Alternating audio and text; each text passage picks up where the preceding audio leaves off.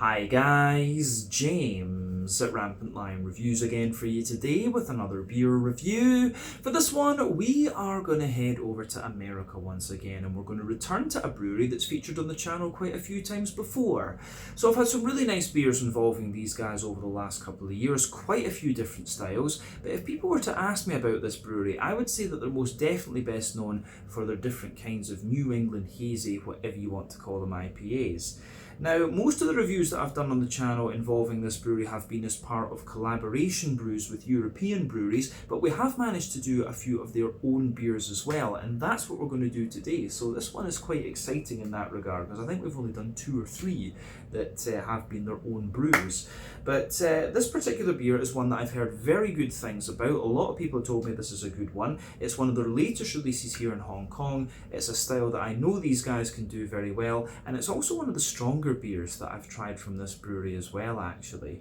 So needless to say, I'm very, very curious to see what this one's going to have in store for us. Hopefully it's another good beer. Hopefully it makes for an interesting review, and as always, I hope that you guys watching enjoy my take on this one as well. So yeah, for this review then, we are going to head to the northeastern part of the US. I'm not sure whether you can term this area as New England, but we're going to go to the state of New York, the city of New York, and we're going to go to the borough of Brooklyn, and that means that we're going to have a look at another beer from the wonderful Other Half Brewing. So this particular beer is called Enhance Your Mind. It comes in at 10.2% ABV, and this one is a New England Hazy Imperial Triple, whatever you want to call it, IPA. So yeah, we've had a few New England doubles from these guys over the years, but if memory serves me correctly, this is one of the stronger ones we've had involving this brewery. Certainly the strongest I think we've had that has been of their own production, actually. But yeah, these guys have collaborated with a lot of Swedish breweries, Stigbergets if I'm not mistaken, Omnipojo of course, a few of the breweries from Denmark that I come into contact with quite often as well. I think Gamma and Dry and Bitter and stuff like that as well, actually. So yeah, a very well known brewery from New York these days, potentially one of the best known New York State craft breweries, and they're definitely worth checking out if you haven't had the chance to try out their beer already. I think the Broccoli one is probably their most widely distributed New England IPA, actually, and that one is very, very good. But yeah, this is one of the latest releases that I've got through Gur Beer in Chimshatchui. Here in Hong Kong. They had a few different Other Half beers, but when I got to the shop, this is the only one they had left. But as I said, I've heard very good things about it, so I'm quite curious to see what it's got in store for us. So let's crack on and see what this beer does have in store for us then.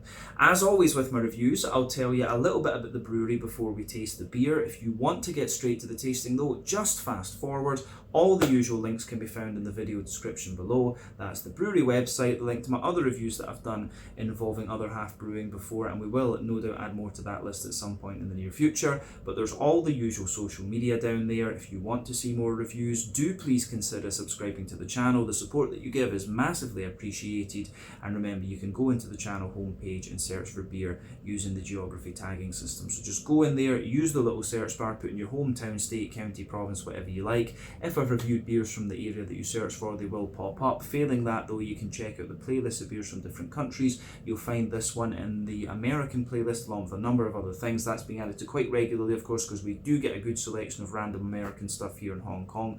Awesome, I love it. But do check out the playlist of beers from other countries as well, because there are some very interesting things on the channel these days. But yeah, let's go on to my brewery notes then, and I'll tell you a wee bit about Other Half Brewing once again then. So Other Half Brewing, as I mentioned to you a second ago, are based in Brooklyn in New York, and the company was founded back in 2014 by Samuel Richardson, Matt Monahan and Andrew Berman.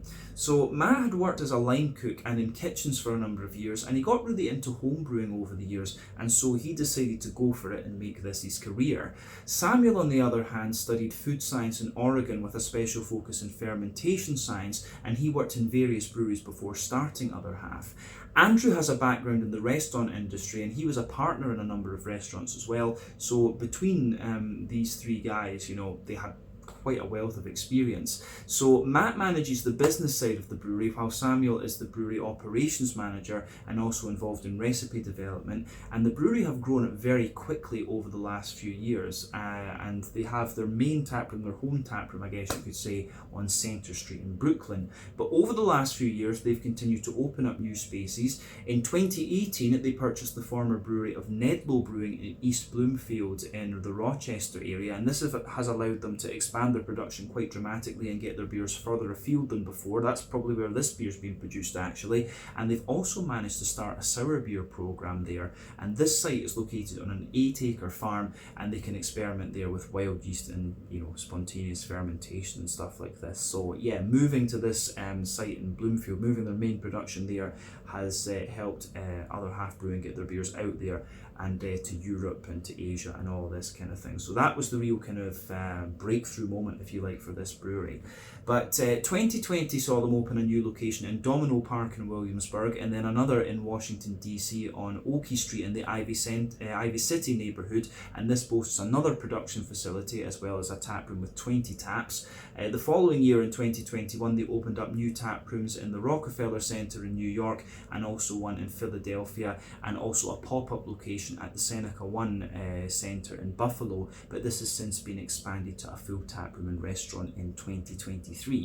But they've been very prolific over the years, and as of July 2024 they've produced 1,725 different beers according to Untappd. And like I said to you, this brewery are most definitely best known for their different kinds of New England hazy, whatever you want to call them, IPAs, although I've seen quite a few sour beers from them. I've seen big kind of sweet imperial stouts and stuff like this. So yeah, they do a variety of different things, but of course they made their name with the New England hazies, so those are the ones that tend to be exported to Europe and things like this. But yeah, that is everything I can really tell you about Other Half Brewing for the moment. If you want to learn more about these guys, you can check out the brewery website, you can follow them on Facebook and Instagram to keep up to date with all the latest goings on, and you can of course check out the Rate Beer, Untappd and Beer Advocate pages to learn a little bit more about all the different beers that these guys have done. You can also check out my Out and About video that I filmed in New York in 2023 at their original location on Centre Street. That was really nice to go there and actually have a little look at it. Quite a nice and quirky facility, an old car garage, if I remember correctly. So yeah, definitely go and check out that video. That was a really fun one to film. So yeah, that is everything I think we can tell you about the brewery. Let's go on and have a little look at the beer itself. So like I mentioned to you at the start of the video, this one comes in at 10.2% ABV. It's a New England Hazy, Imperial Triple, whatever you want to call it, IPA. This one is hopped with Citra, Simcoe and Motueka. Citra and Simcoe, of course, are from the US. Motueka is a New Zealand hop. Citra has 14% alpha acid. It's going to give you that big, juicy, soft mango character in a New England IPA with a little bit of lemon lime potentially. Simcoe is 12% alpha acid. It's going to give you a lovely, big, juicy and soft passion fruit in there. Motueka, as we said, is New Zealand. That's 8% alpha acid, and it gives you this lovely, quite juicy, limey character as well. But yeah, let's have a little look at the artwork on this one before we open up. As you can see, pretty straightforward, but quite nice actually. There you can see the Other Half symbol on the can there. I'm just going to put my face behind it so that it actually shows you there, but I think the camera is going to hate this one a little bit just because of the shiny labels and things. But yeah, double dry hopped triple IPA. You can see there's a little thing on the can there. I think that must have been from putting it in my bag and it bumping off my laptop or something. But yeah, it says on the side here, a triple IPA brewed with a hand-selected blend of hops, giving notes of lychee and pineapple with some sweet citrus and juicy oranges and lemon lime. So yeah, this should be quite nice. This is a 1 American pint can, so 473 milliliters. Let's get this guy out into the glass then and see how we get on. I'm very curious about this. It's been about a year actually since I last had an Other Half beer, and I think that was actually one that I had with Massive Matt of Massive Beer Reviews, and that was one that I drank in his little beer reviewing shed that he has, which was really fun actually. So yeah, big shout out to him. Do make sure you check out his channel if you're interested in the northeastern US craft beer scene. But yeah, let's put this, we've got this guy out and into the glass now, and it looks pretty nice, I have to say. So I think we've got maybe about 80% of the beer out and into the glass there, and you can see this beer looks absolutely beautiful. So before the head disappears, we can see that it's poured with about a 3/4 finger of a frothy, I would say perfect white head. That one looks very, very nice. You can see medium bubbles sitting on the surface of the liquid there, then it just gets a little bit bumpier the further up that you go, but you can certainly see that the colour of this one is very, very rich actually. So I think on the camera it's appearing a lot brighter to you guys than it is to the naked eye, but certainly I would describe this one as being akin to a very bright mango juice actually. So I always like comparing the New England IPA appearances to fruit juices because that's just what they remind me of. But remember, the colour of your beer depends on a few things. One, the type of malts that you use. This goes a long way to determining your EBC rating. Two, length of your wort boil is also going to play a role, because the longer you boil the wort, the more the sugars caramelise, and thus you get a darker colour of beer. Any barrel aging that you do or adjuncts you put into the beer will affect its colour as well. But yeah, you don't often have to care about that when it comes to New England hazy IPAs. Now in terms of, or any IPA for that matter actually, but in terms of the level of haze in this one, it is pretty much kind of in line with what you would expect of a New England triple. It's not the soupiest and gloopiest of New England triples that I've come across, right enough, but certainly the level of haze in this one is in line with that. So remember, the level of haze in these beers depends on the oak content, wheat content, and to a degree what yeast you use. That can vary from brewery to brewery and beer to beer. But yeah, certainly nothing surprising about this beer in terms of its appearance. The only other thing I would add about the appearance of this beer would be that there's a few kind of bubbles and things like that sticking to the side of the glass, but not too much in the way of visible carbonation, and you can see that the head has just receded away a little bit with this one, but all in all it looks pretty nice. So let's have a wee look at the nose of this one then and see how we go. I don't think we need to say anything more about the aroma of this beer, so let's do it. That smells really nice. The thing that I always remember about the other half beers is that they were quite oaty leaning and very kind of soft and creamy, but at the same time very, very juicy. And I get the impression that this one is going to be along the same lines of that. I know this can is pretty fresh. In fact, we're filming this review for you on the 12th of July. And doesn't actually say when this one was packaged, actually. Really don't know, actually.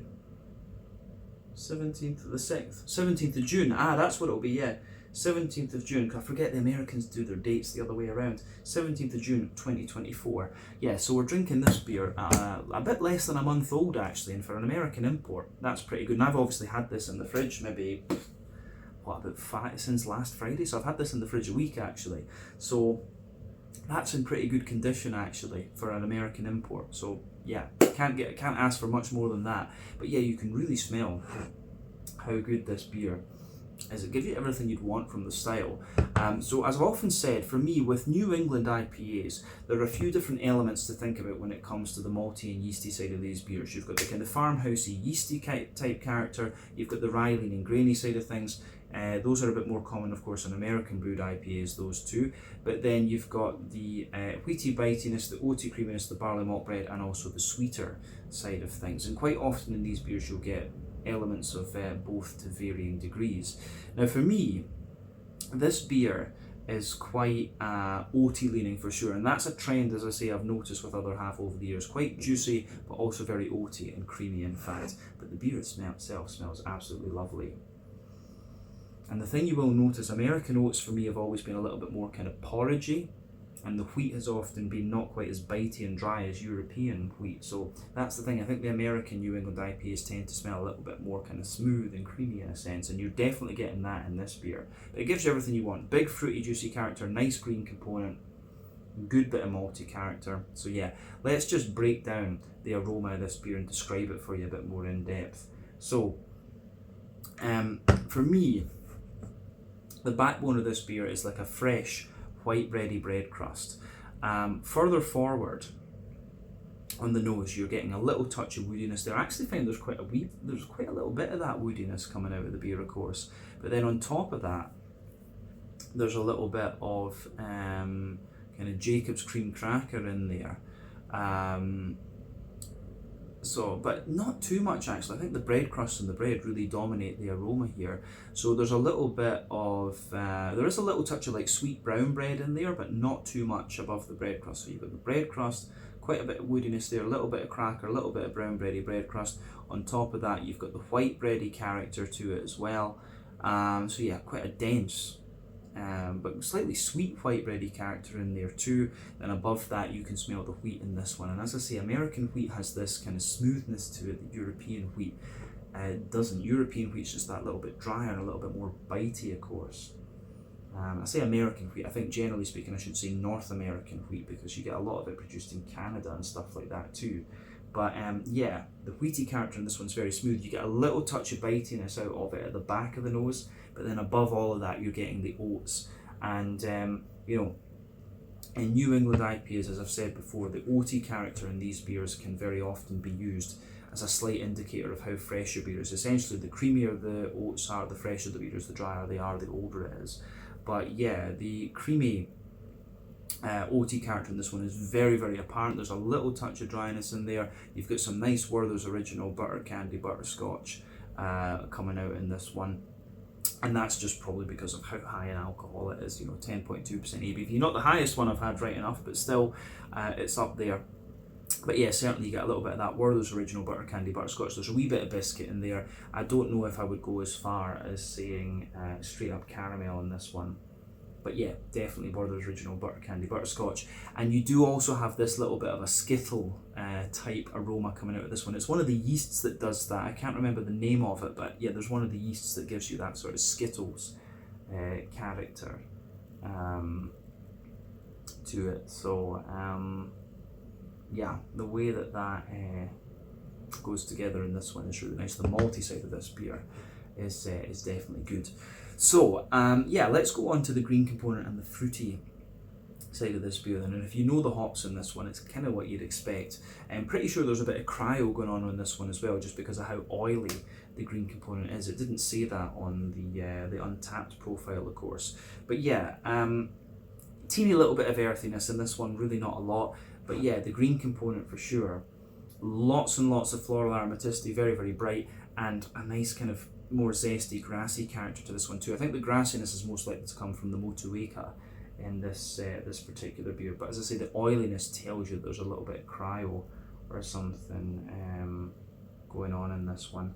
So yeah, as I've said before, when it comes to hopping your IPAs, there's three different kinds of hopping to think about. You have early addition hopping, which takes place within the first hour of the wort boil. That gives you pretty much all bitterness and a deeper, danker flavour and aroma. You've got dry hop, you've got late addition hopping, which takes place after the wort boil is complete. Sorry, that's not true. Late addition hopping takes place within the last half hour of the wort boil, so it gives you a little bit of bitterness, mostly flavour and aroma, and it will give you quite a bright green component in terms of flavour and aroma as well. Then you've got dry hopping, which takes place after the wort boil is complete. That one gives you all flavour and aroma, and again quite a bright green component. So New England IPAs tend to rely on late addition and dry hopping, which is why they're softer, juicier, and their green components are brighter. West Coast IPAs use all three, so that's why they have that more deep, dank, and bitter quality to them. Brain fart there, of course, when I'm telling you that, but that model, of course, assumes a 90-minute wort boil, which is usually there or thereabouts for different IPAs. But yeah, let's go on and have a little look at the fruity side of things in this beer then. So yeah, for me, lots and lots of, I get quite a little bit of sharp peach out of this one, and that's a characteristic of Citra that you'll very often find when it's used in a New England malt base. I think it shows you a bit more of an oily mango in a West Coast IPA, and usually a bit of grapefruity character as well. But yeah, I'm getting quite a lot of sharp peachy character out of this one for sure. Big juicy mango, of course, as well. Soft passion fruit, definitely. And the passion fruit I think is most likely to come from the Simcoe in this beer. For me, Simcoe can give you a good bit of mango, but mostly kind of passion fruit. But certainly pineapple in there as well. Nice juicy pineapple in the top of the nose.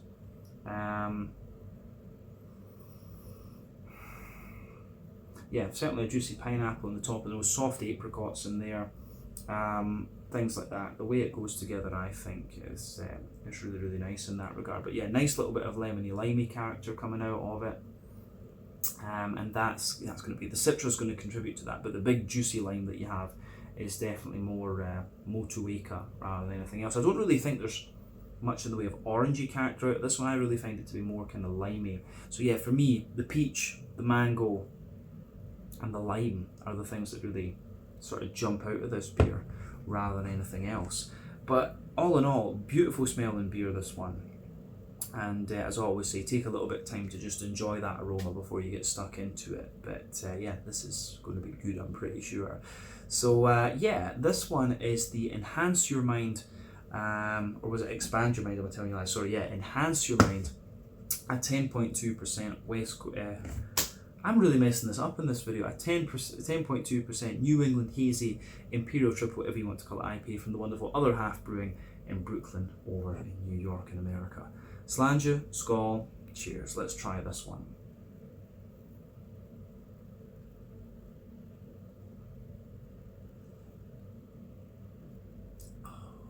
Oh yeah, that's a beautiful, beautiful beer.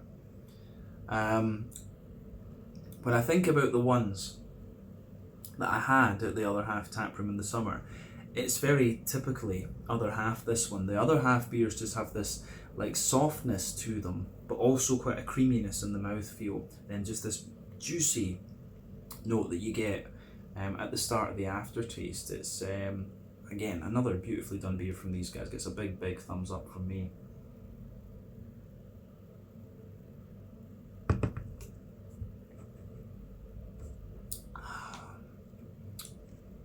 So yeah, the way this beer goes together, I think, is really, really nice. Big thumbs up from me. Yeah, let's get the rest of it out, because I'm going to enjoy reviewing the rest of this one, let's just say that. But yeah, this beer gives you everything that you'd want. Very tropical leaning, I would say, in terms of its fruity character. Lovely soft malt base, big creaminess to it, of course, and you've just got that nice bright green component. So yeah, another very, very nicely done beer. Big, big thumbs up from me. So yeah, let's break this one down then. On the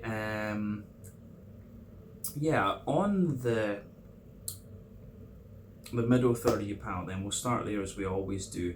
So the backbone of the beer is that fresh, smooth, white bready hedgehog bread crust. Now you just get a little touch of graininess out of it into the aftertaste, but yeah, for the most part it is very smooth. If you move toward the front of that middle third of your palate, you get a little tiny touch of woodiness there. I always get a little bit of woodiness from these beers. Some people might disagree with that, but of course, just stating what I find.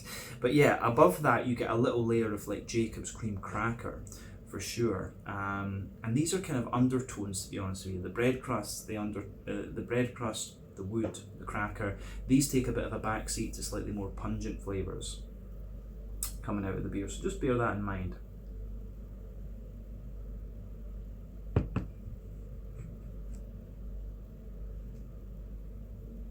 So yeah, on top of that kind of slightly cracker layer that you have, you start to get, there's this layer.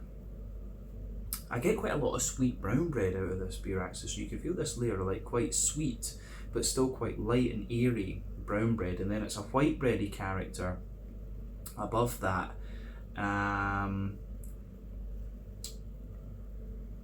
Yeah, white bready character above that, and then both of these bready layers are quite sweet in this one actually. It's really interesting, but then you can feel above the kind of more fluffy and airy white bready character, you get a slightly more dense one, and I'm pretty sure that is down to the presence of wheat in this beer. But as I say, American wheat, North American wheat is always very, very smooth, so yeah, you've got this slightly more dense white bread on there, but yeah, it's just that little bit smoother.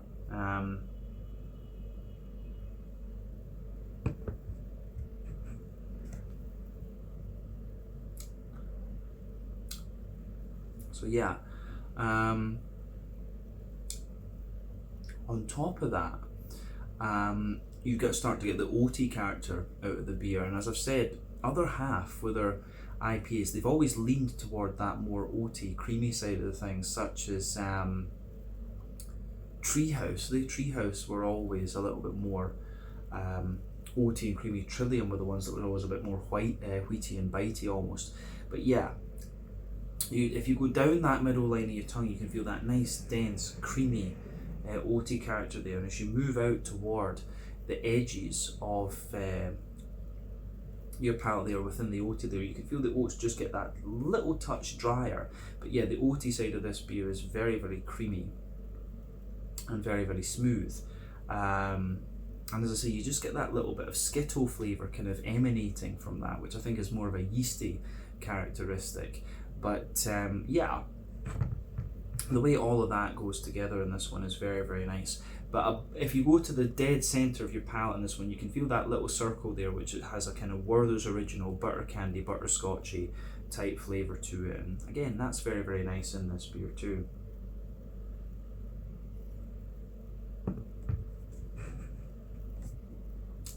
So yeah, I do really like that with this particular beer.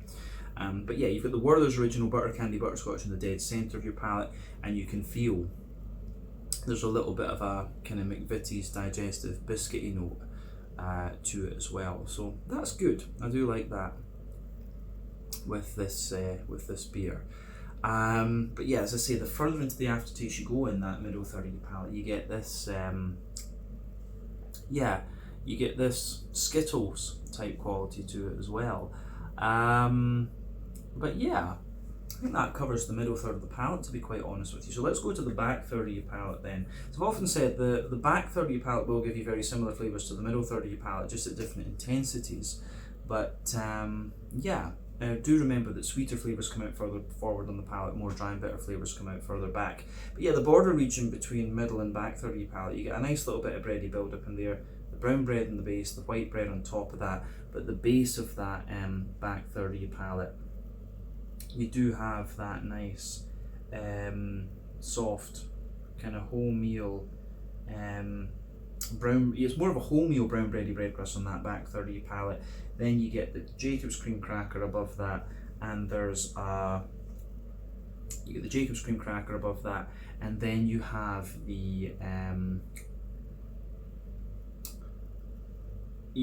kind of sweeter brown bready layer sitting above that, and that's a little bit lighter and more airy. Then the white bready layer above that's a little bit lighter and more airy as well, but still kind of sweet. And then you can feel some of the wheaty bitiness just sort of pushing its way over the top of that as well, which is quite nice. So yeah, you can feel that little touch of wheaty bitiness there on the top of that, and the top of the malty side on that back third of your palate. But then yeah, the yeasty character of the beer just sits above that. So let's have a wee look at that yeastiness in this beer.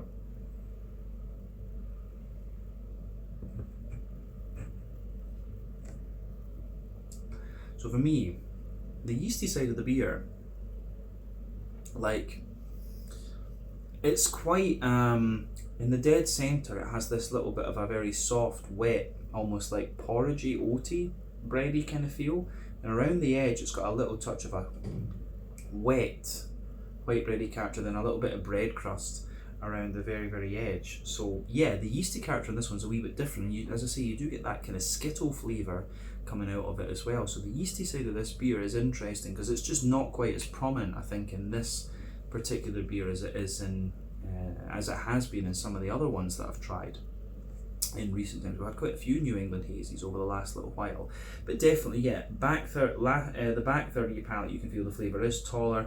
Then as you move further forward into the middle third of your palate, it just kind of condenses down and squashes together that little bit more.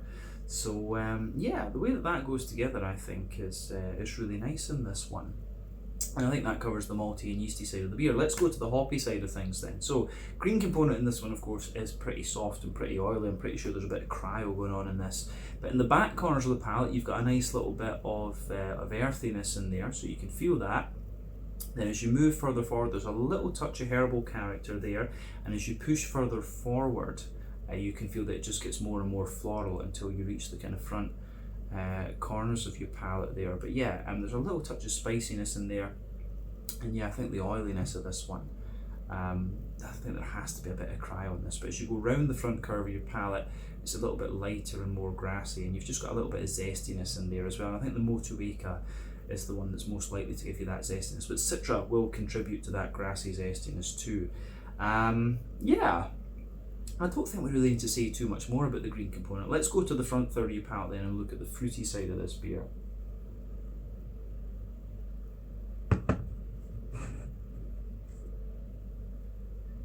So yeah, border region between front third and middle third of your palate, of course, you get that little bit of bready build up in there, brown bread in the base, the white bread on top, wee bit of oaty dryness almost on the top of that as well, but the base of the front 30 palate, the soft white bready bread crust again, a little touch of cracker, the sweet brown bread, the white bread, then the kind of smooth, wheaty, smooth, more dense wheaty bready layer there, and then above that you get that nice oily bubble where the juicy fruity esters just roll their way out of the beer. So yeah, the fruity side of the beer in this one is quite is kind of what you'd expect if you know these hops, the Citra, the Simcoe and the Motueka. And I think it goes together really well. You do get quite a bit of a citrusy leaning character to this one in the aftertaste. But yeah, if you go to the very back of that oily bubble, then you will get a tiny little hint of grapefruit, and then you can feel that grapefruit pungency underneath. But yeah, as you move further forward from that, quite a little bit of peachy character, especially on the impact.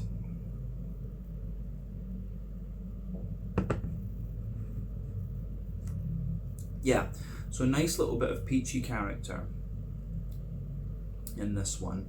And then as you move further forward, you get lots and lots of juicy, quite ripe mango in there. And as you reach the middle of that front third of your palate, there's a lot of pineapple, and yeah, there's quite a lot of pineapple to this one on top, but then underneath here you've got little bits of apricot and yeah, a little bit of apricot and a little bit more of a kind of maybe a touch of papaya or something like that there. But yeah, as you move into the front half of that front third of your tongue, you start to get more and more of the kind of limey character from the Motueka, very, very juicy sort of limey note there. You can feel a little bit of a more pungent lemony character to it as well, which is going to come from the Citra, of course. But yeah, the Simcoe is quite straightforward in this one, and I think the Motueka is quite forward. I think it's the Citra that's given you most of the complexity in the fruity character of this beer. But all in all, it's really nice, and this hop combination is one that's been used many times before, and it works. It really does work. So nothing, I think at this point we've said everything we need to about the flavour of this beer, and I will say it's not really surprising. It's more just another very well done beer from Other Half, so it's kind of what we've come to expect from these guys, but that doesn't make it any less enjoyable. Really, really nice beer, this one, and a big thumbs up to Other Half Brewing for this one. So yeah, let's round off this review then with a wee quick look at the mouthfeel. So for me,